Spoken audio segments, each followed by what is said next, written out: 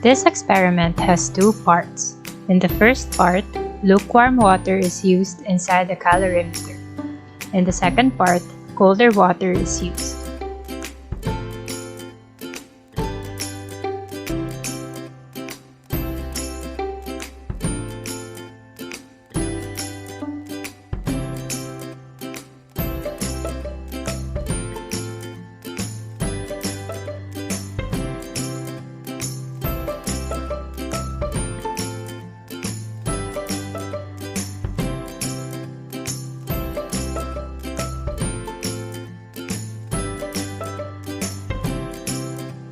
For the first part of the experiment,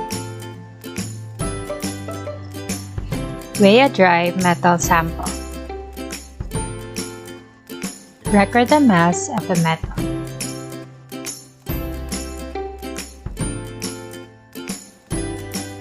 Carefully slide the sample into a large dry test tube.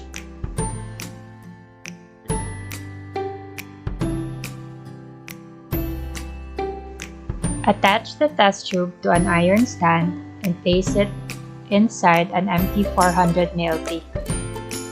The bottom of the test tube should be at least 1/2 inch above the bottom of the beaker. Place a thermometer beside the sample in the test tube. Fill the beaker with tap water. There should be no water inside the test tube.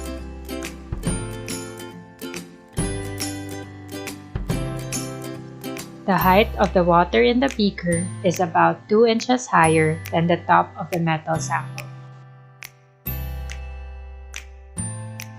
Start heating the water in the beaker and continue with the next steps.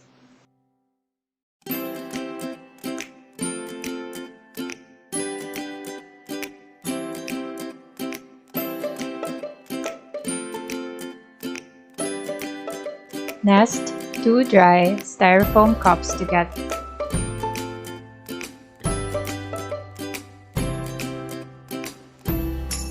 Weigh the cups and record the mass.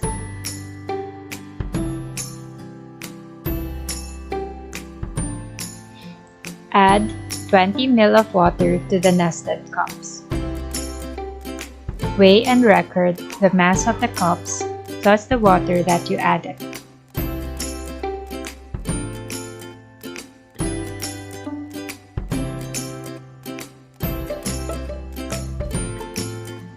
Take a cardboard cover for the nested cups. Insert a thermometer through the hole. Place the setup inside a small beaker to stabilize it. The nested cups with a cardboard cover and thermometer make up the calorimeter. Measure and record the temperature of the water or initial water temperature in the nested cups. As you are working, check the water and note when it starts to boil.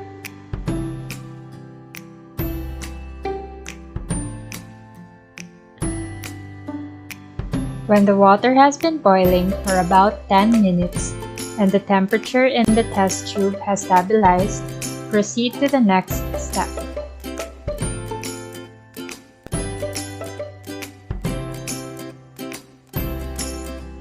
Turn down the burner cylinder but keep the water gently boiling.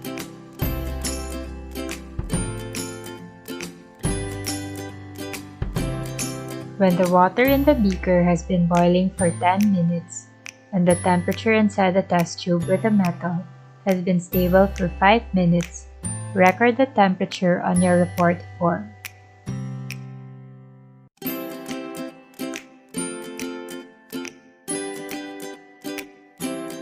Remove the thermometer from the test tube.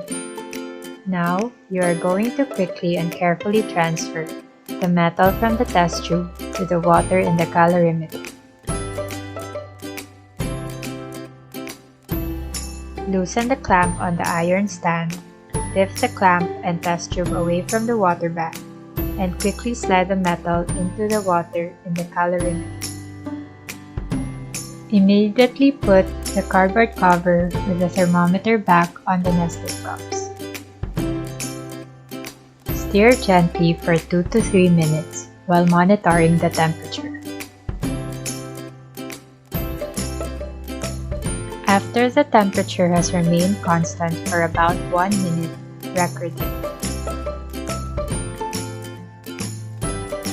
This is the final temperature of the water and the metal.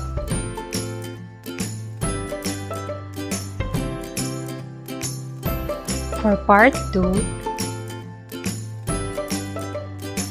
repeat the experiment using the same metal sample, but this time use colder distilled water, 5 to 10 degrees Celsius.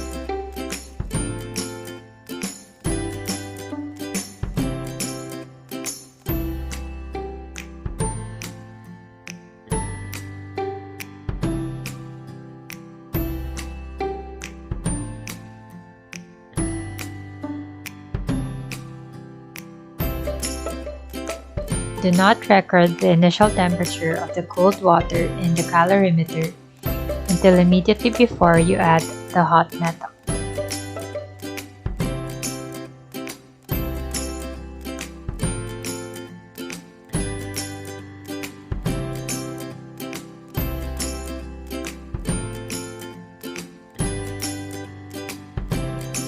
Determine the identity of the given metal sample.